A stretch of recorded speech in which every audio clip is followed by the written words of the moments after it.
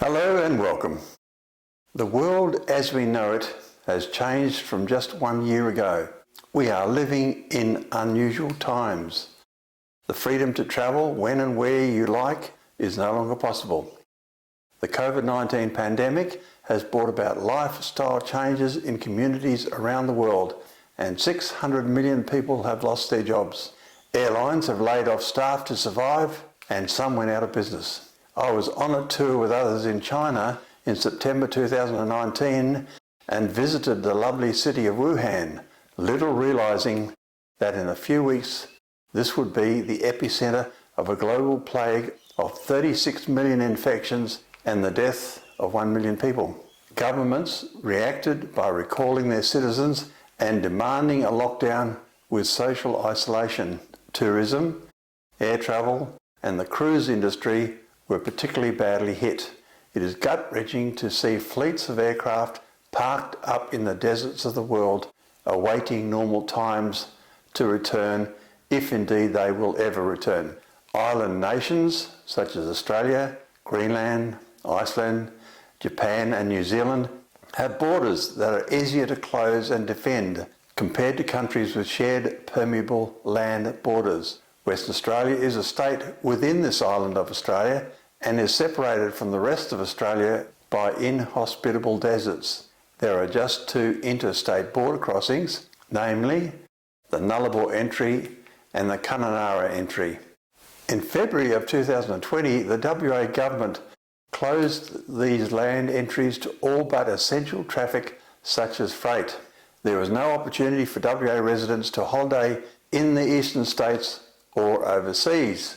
The incoming wealth that overseas tourists and university students brought to WA was no longer there. But the flip side of that was we weren't spending our dollars overseas either.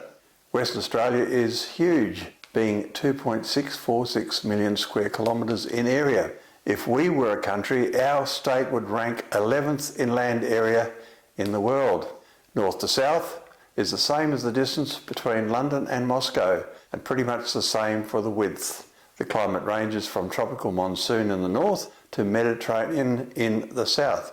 Much of our population live in the metropolitan region of Perth, which, north to south, is over 100 kilometres and growing. Perth's closest capital city outside of the state is in Asia, not Australia.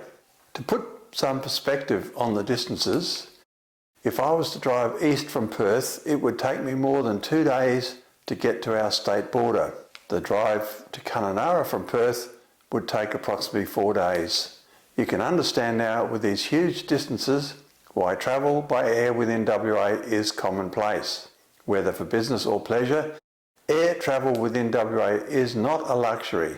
Travel by air is alive and well in WA.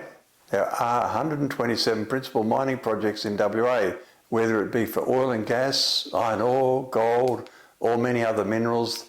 The workforce needed to run these either live close by in towns or fly in, fly out.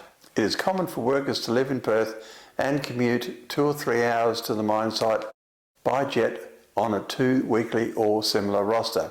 Go to Perth Airport at 6 a.m. on any weekday and see the hundreds of workers boarding jets to fly in and out. The workers on the drilling platforms 130 kilometres offshore in the northwest use huge helicopters from nearby land bases like Broome and Dampier Karratha.